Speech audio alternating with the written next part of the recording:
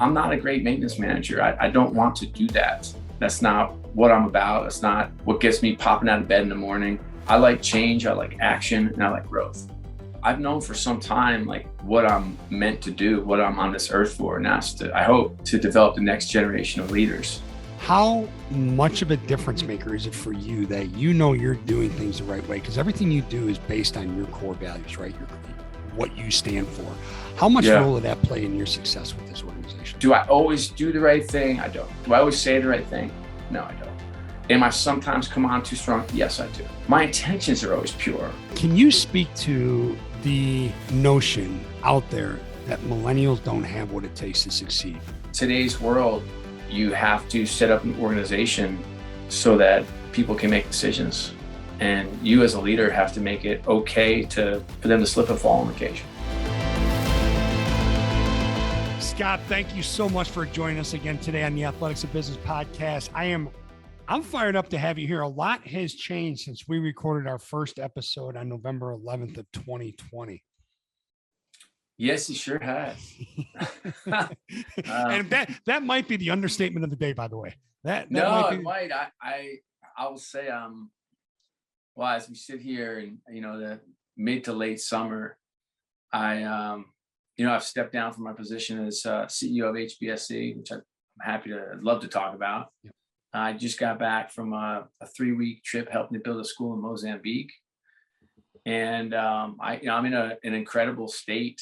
I feel happy and free and at peace, and excited about exploring what's next, connecting with people I haven't connected with in quite some time, and having time. Like time has been my most precious commodity over the last, 15 years or so. And for the first time in a long time, I have a lot of it. Has that been odd for you? And I don't want to say a challenge, because I'm guessing, knowing you like I do, that you're embracing it. But has that been a little bit odd having so much time? If you ask me this in 3 weeks, the answer would be very different. Right now, excuse me. I haven't had a second to breathe. I literally landed from Mozambique and was kind of whisked off to a youth conference for my church that I was helping to plan and lead. And then I got back for a day, and then we went to a family reunion for 4 days up in Mohawk, upstate New York. And then I came back. I'll be here for 3 days, and then I have another camp for young men in our church. So I think in 3 weeks I will have a breath and have some time. Right. And I think it'll be very different. In the meantime, I've been scrambling for the last 5 weeks. But yeah, no, it's fascinating. Even today, I have 2 calls today. Mm-hmm. I haven't had only 2 calls, including Saturdays and Sundays, in 12 years. So it's nice. That part is nice. I have all my girls home these last few days, which has been really cool. So it's different for sure. It's different. Yeah. Well, that's awesome. And one thing, we have to mention too, because I want to talk about here as the conversation evolves, is congratulations on the phenomenal book and the success. And I want to thank you for the book. I mean, Be Where Your Feet Are. It's an amazing book, and we'll get into what inspired you to write the book. But I've shared the book with so many, like physically shared the book. And I did a 7-week presentation with the financial group, and I talked about your book a bit. And that's another understatement today. And I shared the link with them. Right. And I was able to monitor like how many folks actually jumped on the Amazon link and bought it. And then the feedback I received was mind-blowing. It was awesome. That's awesome. But congratulations on that. Thank you. It's been a humbling journey. I mean, I didn't have any interest in writing a book, quite frankly. And my best friend took his own life, unfortunately, a couple of years ago. And I spiraled into like depression. A lot of what people are feeling now, like, I think mine was a little more severe than the mental health issues I think young people are facing all over the country.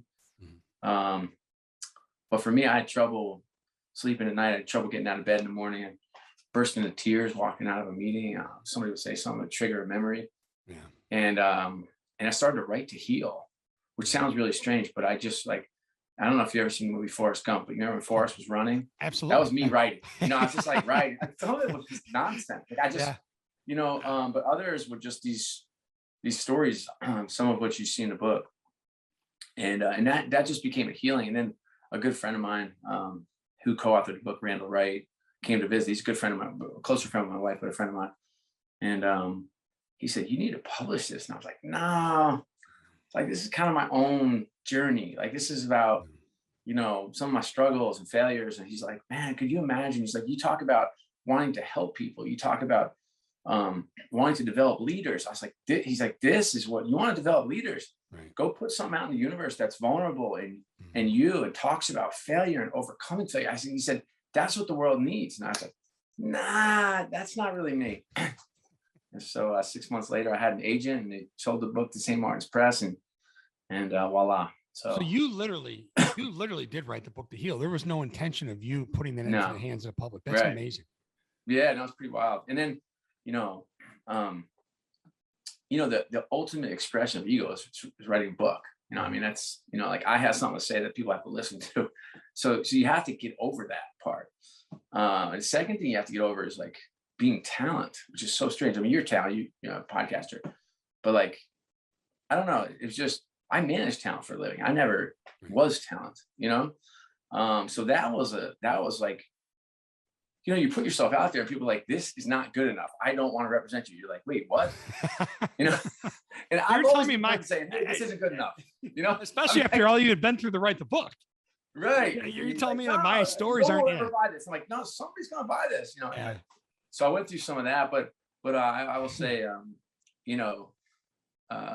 sometimes it's nice when you hear from your mom and she says, "Oh, you're awesome and you're smart and you're funny and I love the book," and that's great, But when you hear from perfect strangers, I got some.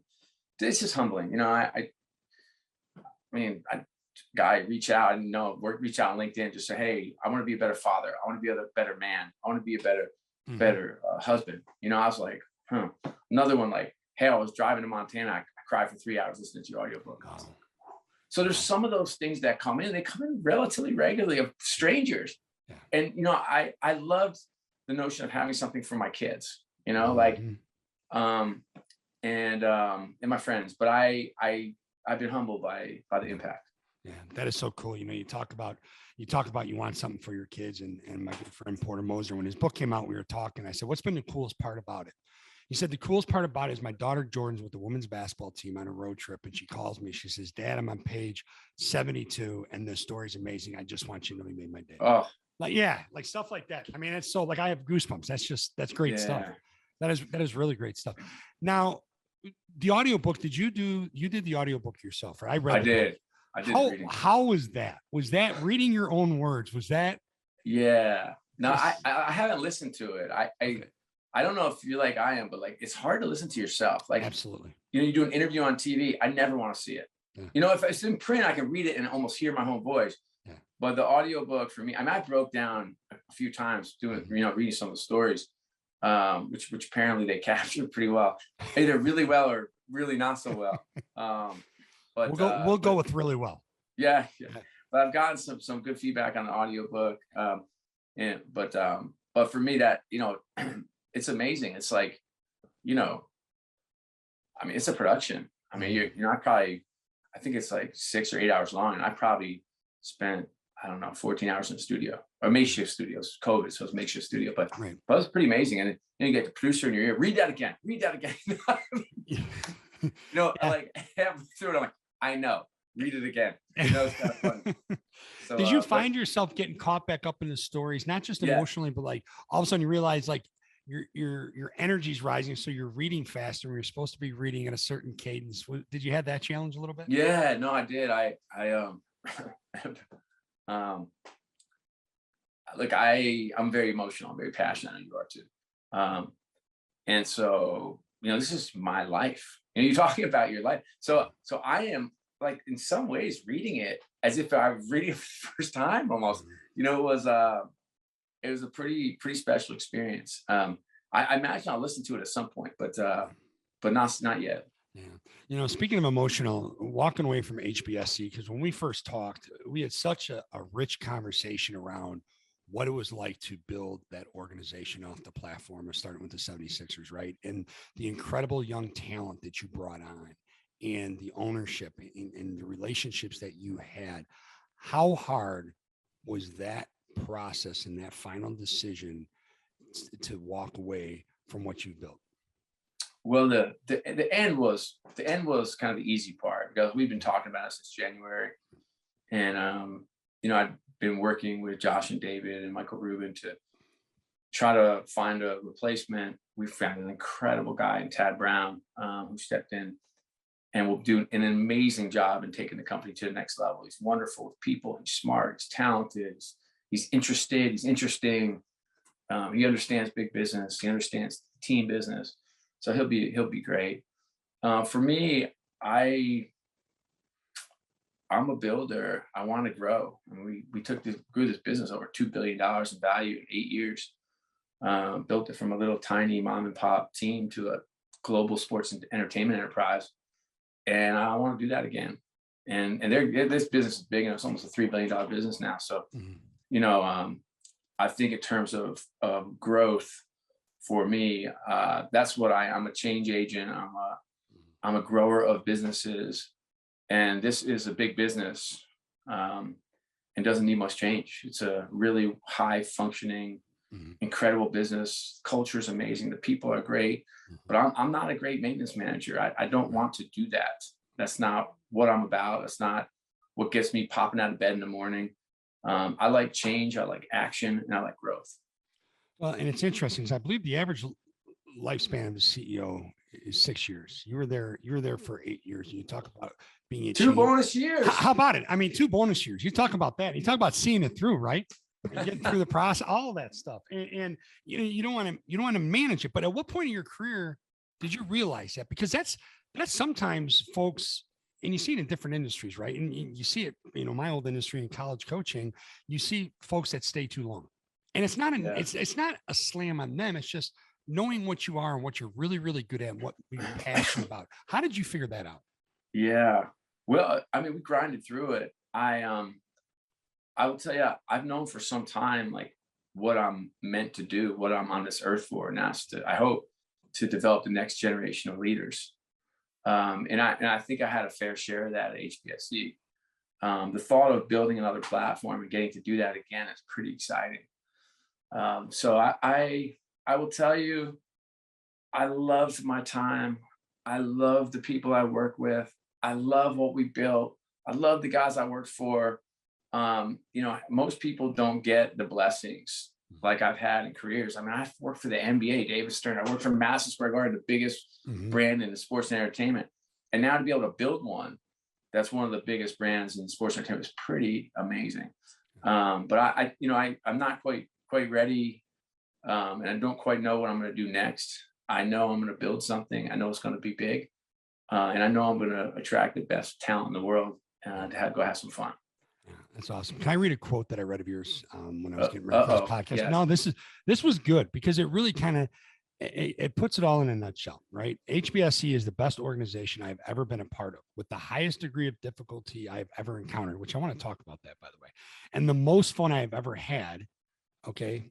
Because every day brought a new opportunity to learn and develop. This company has grown through a culture of extraordinary teammates, willing to be innovative, having the discipline to do the work, and a courage to lead from the front. While I thoroughly enjoyed every moment of my time here, I am even more excited to build, grow, and drive my next platform. I mean, I just think that's so powerful. Yeah, that says it in a nutshell for sure. I mean, it really but the is. Challenge, oh man, I don't know. I'm not a guy who looks back very often. Whether that's a strength and a curse. And I don't do a great job of reflecting and celebrating, but I tend to be in the present and forward. But what I'll always cherish is the culture we built and the people there.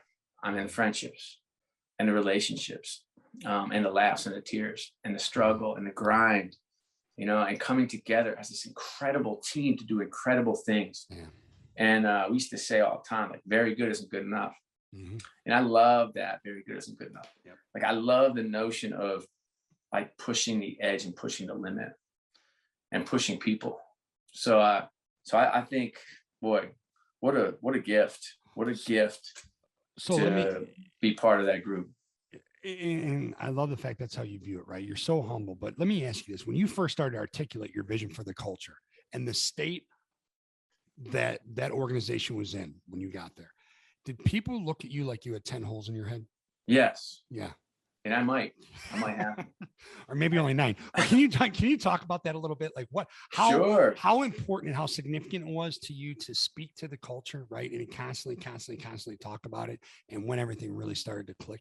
And, there were only 12 people there that were there when I started. Insane. And so I, this notion of culture is soft is not what I'm about. I'm about a culture of accountability. And so, but I do believe that with incredible people and an extraordinary culture, there's nothing you can't accomplish. And so, yes, there's somewhat infamous stories about my first month there. But one is I took everybody on a tour, and I just had them write down what you see. That was the exercise. Just write down what you see. And we came back, and their boxes stacked up and chip paint. Pictures on the wall are crooked, Coke machine there or Pepsi building. It's like all this crap. And so I just said, like, I came in the next day and I said, hey, if that Coke machine's not gone by noon, one of you won't be here. And so when I wrote that in the book, and my editor and the woman who helped me write, Michelle Bender, was amazing. They're both like, hey, you sound kind of like a jerk. I was like, hey, guess what? This is a change situation. Right. Like, this is not for the faint of heart. Like, this isn't like, come in, like, let's go, sit in a circle and hold hands and sing Kumbaya. I mean, we're trying to change the world. We're trying to make an impact in the city of Philadelphia at the time, eventually became bigger circle. But we're trying to build a world-class organization. We're trying to be like the creme de la creme of this league. And right now we're 28, 29, and 30 in every KPI we have. We practice in a college and share the gym with a bunch of students. We have one court. Our locker room seats 12 people. I was like, guys, like, maybe, yeah, was I hardcore? Yes, I was. Did I have higher expectations than what I found there? Yes, I did.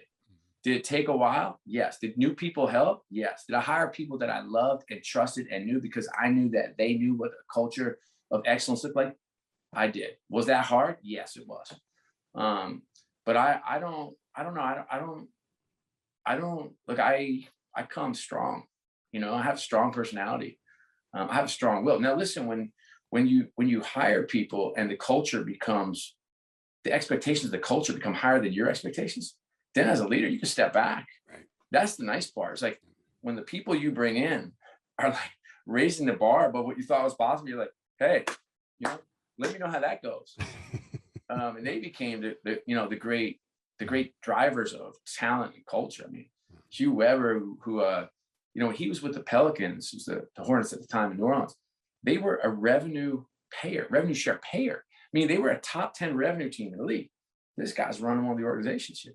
Like Jake Reynolds, who I'm related to. You know how hard it is to work with someone you're related to? And that guy changed the culture of the organization by himself. I think we hired like 26 or 27 who came in.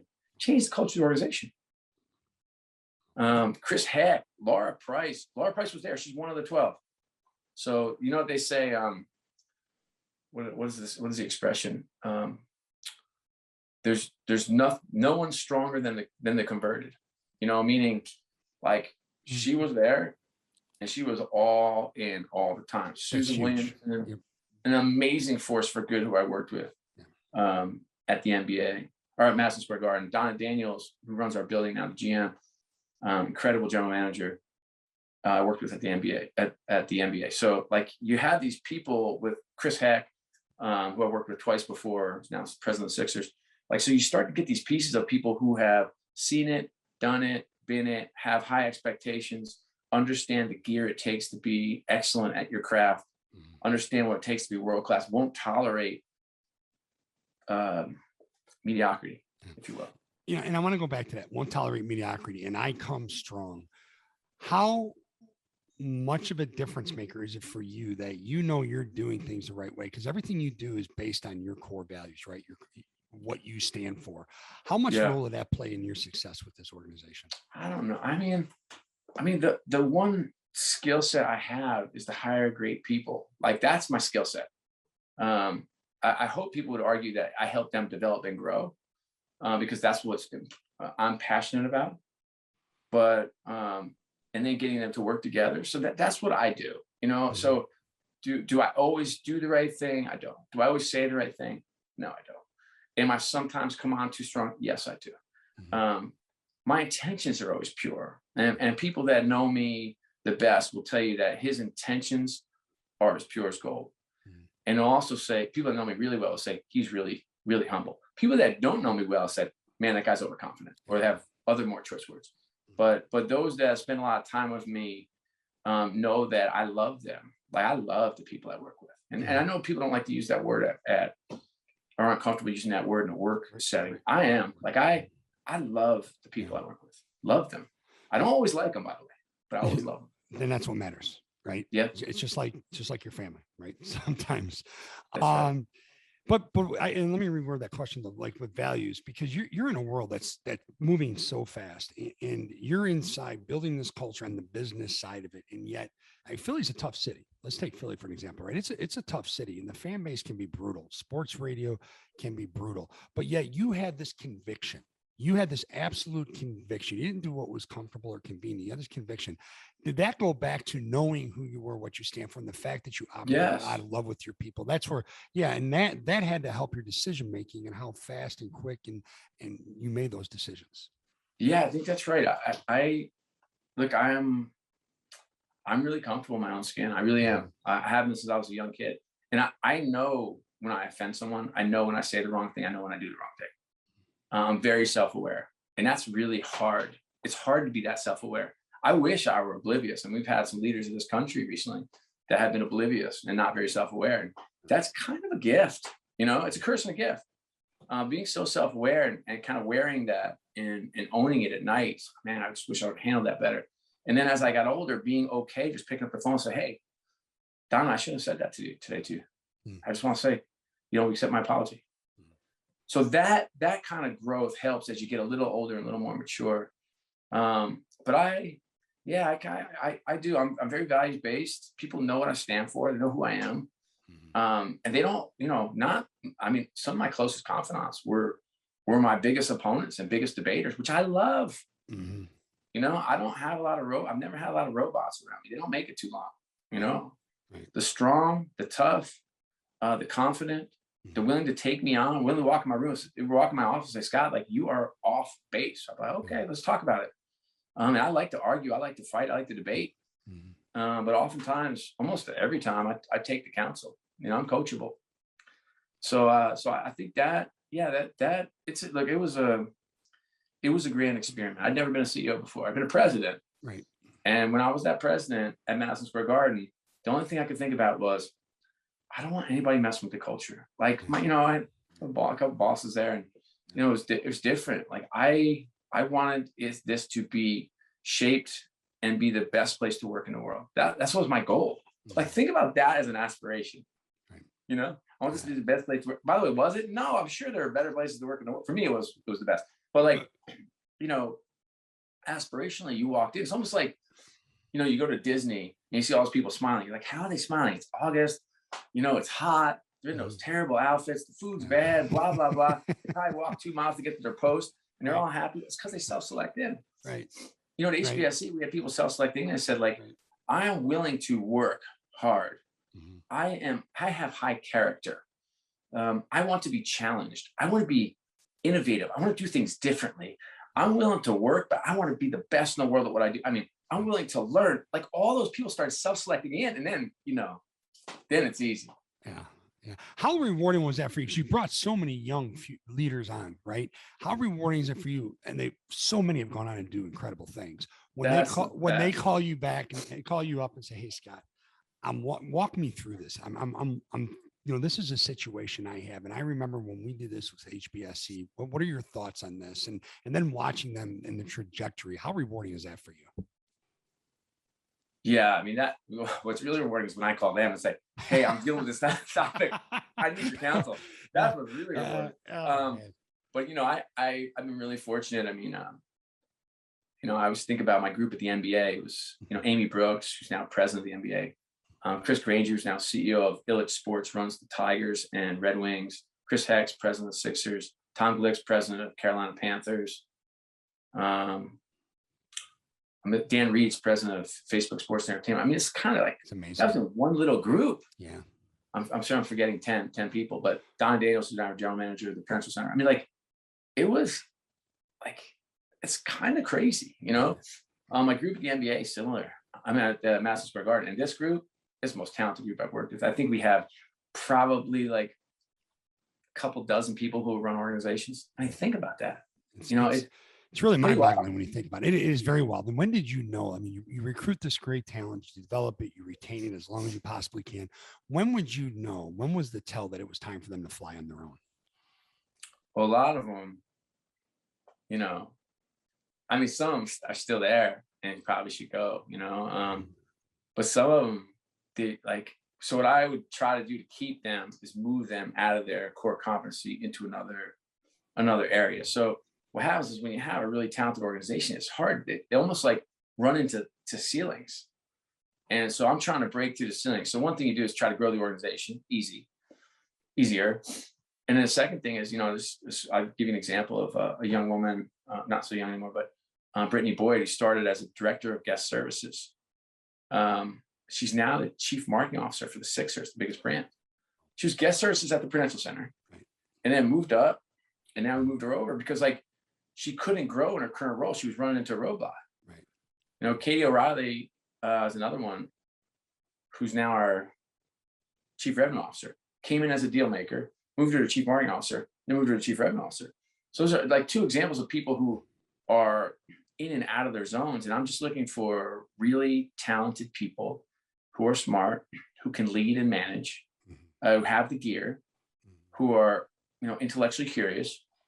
And then we give them a shot. I mean, we have a lot of people doing some big jobs that they're not classically trained in. But when you get up the ladder, it's really not about technical expertise, right? I mean, you have to have a strategic mindset. You have to understand a strategy, but then it's about hiring extraordinary people, building world-class teams, and somewhat getting out of their way, giving them feedback, hold them accountable, setting goals, all that kind of stuff. And so I want to make sure that those extraordinary leaders get big opportunities. And it might not be right down the pipe or right down the middle of where they grew up in the business. Jill Snodgrass, another one, grew up as a director of service, and now she's running our activation team on the sponsorship side. So like we just take great people, extraordinary leaders, and put them in roles that matter. So several minutes ago, you said you don't take a lot of time to reflect, right? And you do all this amazing work with all these amazing people at HBSC. You walk away and your daughter and you're going to take this amazing trip to Mozambique. Okay. When you got on that plane and wheels up, you're up, you take off. Did you take time to reflect? Did you stop and kind of look back a little bit in journal maybe, or talk to your daughter about it, or just have conversation? What was that like, completely detaching and going and doing this amazing work? And I'd love to talk about the work that you folks did. Yeah. So I was with 20 teenagers. It was me. Every parent's dream, by the way. Yeah. It was me and another mom. So it was a mom and a dad, effectively. And then there were two leaders of the trip who were 24 and 21, Ben and Kylie, who were in charge. And we kind of, helped support them. But we were essentially the mom and dad of the trip. And the first night, our flight gets canceled. And so it's 4 a.m. and we're in Newark Airport trying to find a hotel, And so we were up most of the night and got out the next night. So most of us hadn't slept in 48 hours or so. So I slept on the plane, good sleep. I kind of promised myself one thing, and that I was going to be where my feet were. Yeah. So I was going to be present with my daughter and with this team of incredible teenagers from around the country. And I was going to do my reflecting and look forward on the way back. I was going to give myself like that flight back. And so that's when I did quite a bit of thinking and writing.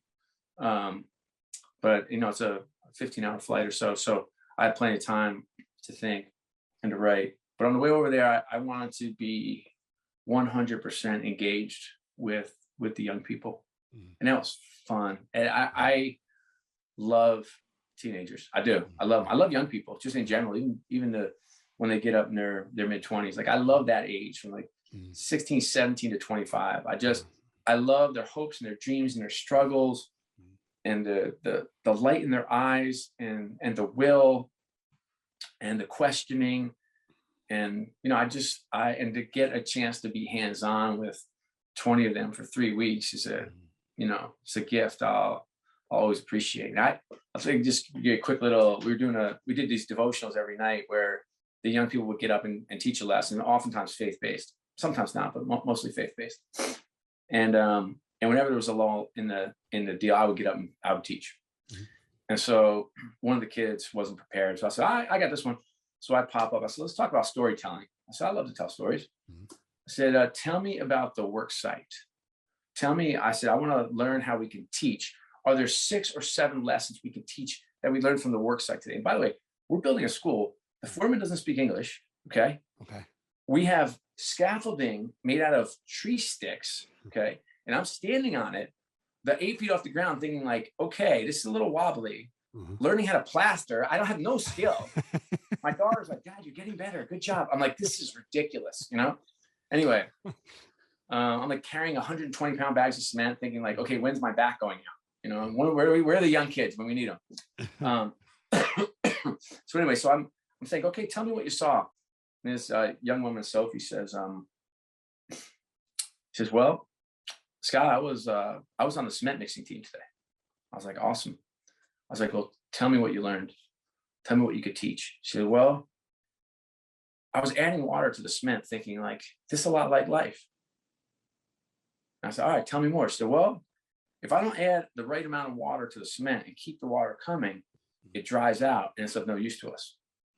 All right. I said, okay, take it home. She said, well, I've got to say my prayers, read my scriptures. I have to surround myself with really good people. I have to work hard. I have to be open to learning. I have to be a good person. That's my water. And I was like, now that's a lesson I could teach. Right. I mean, she's 20 years old. Right. Yeah. Okay. This young guy, Carl, is from Utah. He says, I have one, Scott. I said, oh, Carl, give me this big football player, offensive lineman, high school kid, 17 or 18. He says, well, you know, I was on the wheelbarrow. He's big. So anything we needed that needed muscle, he did. So he'd take that big wheelbarrow of cement, roll it on the 2x4s, and weave it through the site, probably 50 yards. And he said, well, when I was wheelbarrowing today, I thought, I need to stay on this path. I was like, okay. He said, well, there's sand on the side. And he said, look, I could roll it through the cement, through the sand, but it was hard. It was harder. I was like, okay, so what's that path? He said, well, that path is living the right way and making the right decisions. I'm like, how good is that? I'm like, I could talk for 45 minutes on it. Right. I said, all right, give me one more. My daughter, Kira, who's incredible. I mean, I'm a doting dad, but this kid's off the charts. I mean, she just leads wherever she goes. It was so cool to see as a dad. I said she was like the foreman by day 2 of the work site. Like, what do you know about construction? Stop telling me what to do with the scaffolding. But she said, well, the scaffolding. She said, I was up there the first day and it was really wobbly. I was up the second day, it was wobbly. She said, third day, I'm like, I am going to oversee when we put together, because we had to take the scaffolding down every day because there were young kids around. I said, all right, so tell me more. She said, well, you know, we had to get the right boards to put on the tree branches, and we had to tie the wire tighter. I was like, okay, so what's that about life? So, well, it's just about preparation. It's about understanding what your expectations are, and then having a feedback cycle to know that you can get better. I'm like, are you kidding? Now these are 18, 19, and 20-year-olds, and we went on. There were 7 of them, 7 lessons that day that I would say I quote unquote was teaching that day. But you know, I'm in learning mode. I ask questions so I can learn, and I'm literally like, I have my journal. I'm writing them down. I'm thinking like, okay, I'm gonna use every one of these. Right. I will give a talk somewhere in my life. I'm gonna use every one of these. How cool is that though? Yeah, I mean, for me, I felt like this overwhelming sense of gratitude, like all the time. My room smelled like sewage. Okay. I once brushed my teeth and used the water, and like the toilet water came out, so, of the sink. I got sick so badly over there that I woke up one evening. I was shaking because I was had the chills and didn't have the right medication, all this crap, and I had sweated through a sweatshirt. I'd never done that before. Wow. I literally looked up. I thought there was a hole in the roof and it leaked.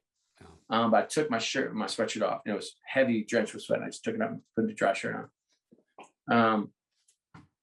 We walked into houses that didn't have electricity or running water. The school kids, we were right next to where we were building the school. They were learning under a tree.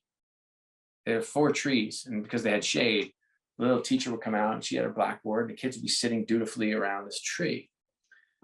And I just felt this overwhelming sense of gratitude. And my big lesson was I grew up with my dad telling me, like, I would say, Dad, this isn't fair. Sean got this.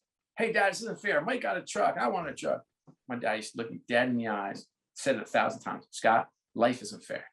For the first time in my life in Mozambique, every freaking day, I was like, life isn't fair. Did you catch yourself at times just pausing and just watching and observing? Yes. And yeah. What was that like? A lot of times on the bus, kids would be, the kids are singing. I mean, singing, playing games. The high school boys, I'm around girls a lot. I'm not around boys a lot. Like, they're hilarious, and over the top and funny.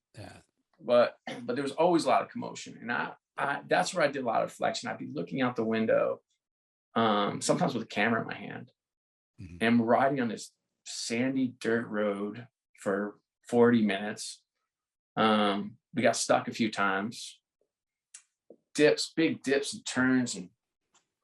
And I'm looking at the shops, which are made out of like corrugated metal sheets tied together with nothing. Right. And I would just shake my head and think about my family, my kids, my friends, my neighborhood. Are we really upset? What are we really upset about? We have every advantage in the world. We have access to, we have running water. We have hot showers. Someone said, what'd you do when you first got home? I was like, I took a hot shower for 30 minutes. That's the first time I've been clean in 3 weeks. What's the second thing you do? I go, I ate 3 meals right in a row, as much as I could. But it's, I don't know how to articulate it. I would just say, like, this overwhelming sense of gratitude for being able to grow up in this country. I know this country's not perfect, but I love this country. I really do. I do. I love it. I feel appreciative. I feel grateful. I feel like everybody has a chance. And I know there are some areas in this country that are bad. There's some areas in Philadelphia that are really rough. I would say that they'd be like the Four Seasons compared to what we were handling in Mozambique. When you and even here, join the military. Like, you can do it. Like, I know it's hard. Like, I sit in this like beautiful neighborhood, in this great house, I have a cool job, and I get it. Like, it sounds condescending coming from me. I understand that. I grew up with nothing. I've seen that side of the fence. But like, I just always thought, like, when we didn't have anything, I was like, I'll go into the military. They'll pay for my college. That's what was my mentality growing up. My parents ended up finding some commercial success and paid for my college. What a gift. But I was like, no, I'm gonna go to college. They don't have a chance there. No. A couple of times we got like pulled over by the military. Once it was just me, a driver, and the mom on the trip. And it was after curfew, and we didn't have our passports. And I was literally thinking, like, what if they throw us in jail? Like, who's gonna come find us? Like, how will they find? Like, what am I gonna say? I don't speak the language. Right. You think, like, we have our civil liberties here. Which sometimes we take for granted, and sometimes we shake our head at. And I'll say, like, this is the greatest country in the world, bar none.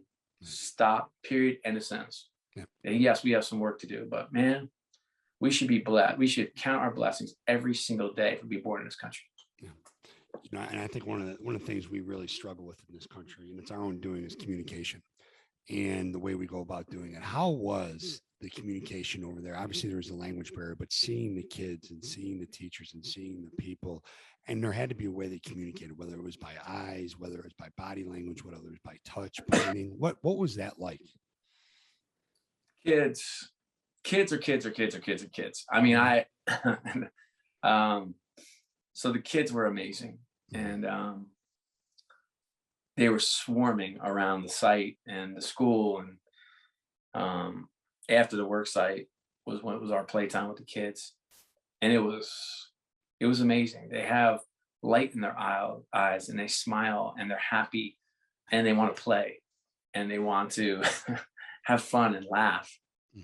And it's the universal. I mean, kids, and when you don't have anything, you don't know anything differently, and so joy becomes what you can make of it. So, you know, I mean, they're jumping off of tires. Those were their toys. You know, anything. You know, the makeshift jump ropes out of like garbage-ish. I don't know what it was, but and so the kids always find a way to play, and the kids were really happy and cute and loving and wanted to have fun and smile. That was pretty neat. And I think that's universal. I really do. I think kids are born with the joy, and as parents and as teenagers and as adolescents, we get that cynicism. But when you're a kid, it's just pure joy and happiness, and I love that. Yeah, that's awesome. Now, so you have this amazing trip, and you get on the plane, you come home, you're starting to take time to reflect, now preparing for the next step. And I'm not asking what the next step is, but what are some of the things that you're, wherever it is, whoever it's with, will you try to recreate what you built at HBSE? No, I mean, you know, I go back to the teams I've worked with over time.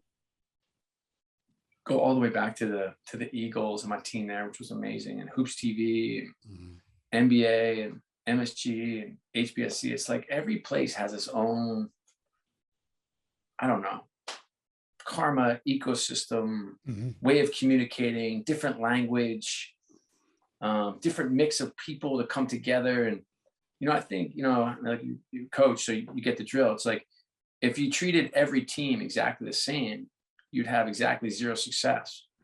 And so you're trying to build a team that complements each other and complements your skills, with maybe some of the same characteristics, but it'll be an entirely different situation, and entirely different. What's really interesting to me is what I thought about on this plane coming back after spending time with these young people was, I want to be in a platform where I can hire a lot of young people. And my friends' kids, my nephew, whoever, like anybody in their 20s. And I want to work on developing them into extraordinary leaders and then putting them out into the world. I absolutely love that. And can you speak to the notion out there that millennials don't have what it takes to succeed? I totally disagree. I totally disagree. Yeah. Can you talk about that? I love millennials. I think I might be a millennial, just not by age. And Gen Zs too. Gen Zs get beat up too. Yeah. I think these two groups have a lot in common. I think they're willing to work, which I love. You remember, you know, I'm technically a Gen X. I'm like on the edge of a Gen X. Right. And Gen X got hit quite a bit because we didn't work hard. Right. But millennials and Gen Zs, they'll work hard. Right. They're really smart. They're very connected. They understand how to get information and find information at the blink of an eye.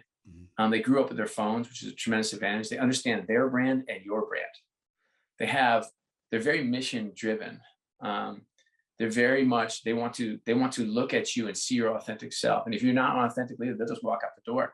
They have no cars, they have no houses, they have no ties. They're like, yeah, I'm gonna just check out. I'm like, but you have no other job? Yeah, this isn't working for me. But you haven't looked for a job? Yeah, I'm good. Like, think of that mentality. Like, I never had that. I was like, oh, I need a job. Okay, I'm not leaving my job. Like, I don't care if my guy's screaming at me every day. I need a job.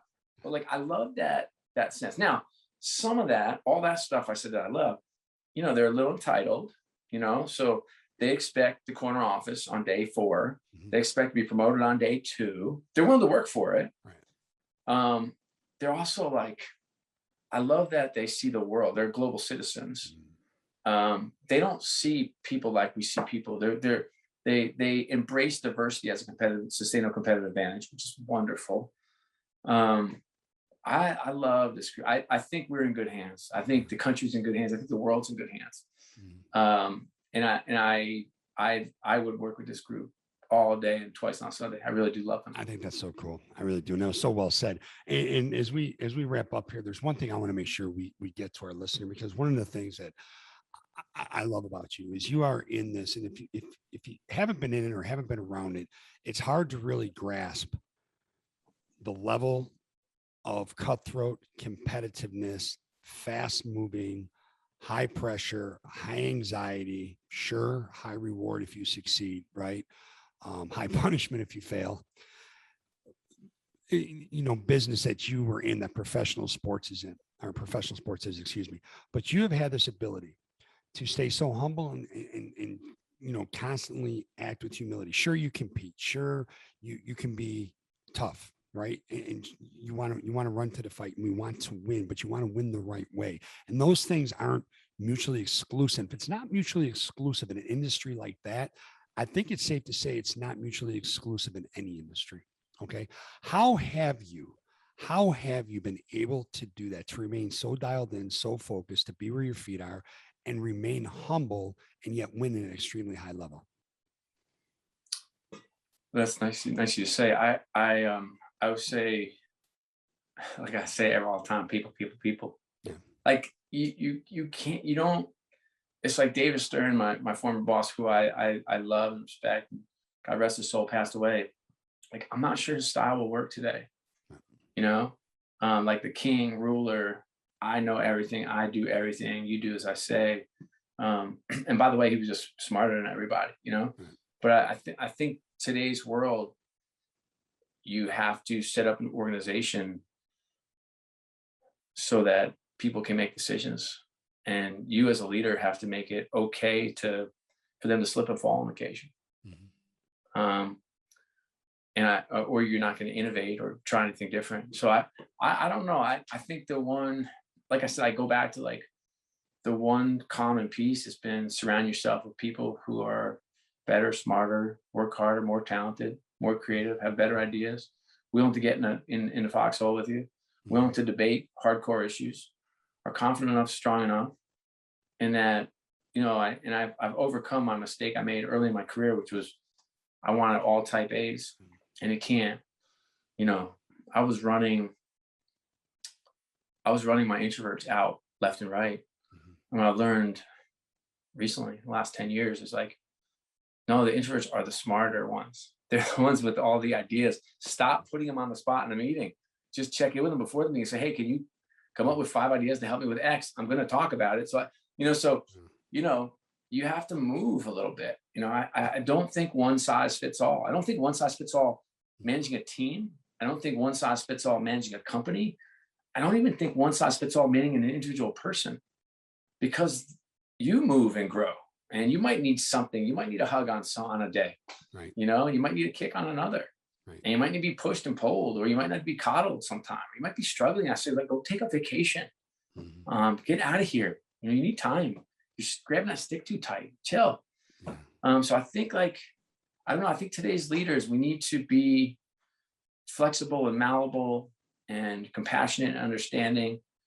And our jobs are to set the vision, set the strategy, help hire the right people, make sure the right people are in place, and make sure the culture, because the culture, like, you don't own the culture and you can't set the culture. Culture, I say, next woman up. So like the next woman you hire, she's determining the culture more than I am. Like, it's that next person in, what does that look like? How's it taste? How's it feel? Culture is what you tolerate and what you celebrate. So that's where I can help. But at the end of the day, you're CEO of a $3 billion business. Yeah. It's your people. Like, they are determining every day how they're dealing with complex issues. Right. And so I never want to forget. That's a lesson I never want to forget. That's awesome. And it's a great way to end. And Scott, I can't thank you enough. I appreciate you. I appreciate your time. Again, congratulations on an incredible run. at HBSC. Congratulations on the book and for being the person that you are. Thank you, sir. And Ed, one thing for you is that who knows when we'll talk next time, but it might be interesting and full of change then. It is. You just stole my thunder. That's all. Yeah, absolutely. You know, whether it's 3 months, 6 months, 9 months from now, I'm sure we're going to have a lot to talk about, though. Appreciate you, brother. Anytime. All right. Thanks, Scott.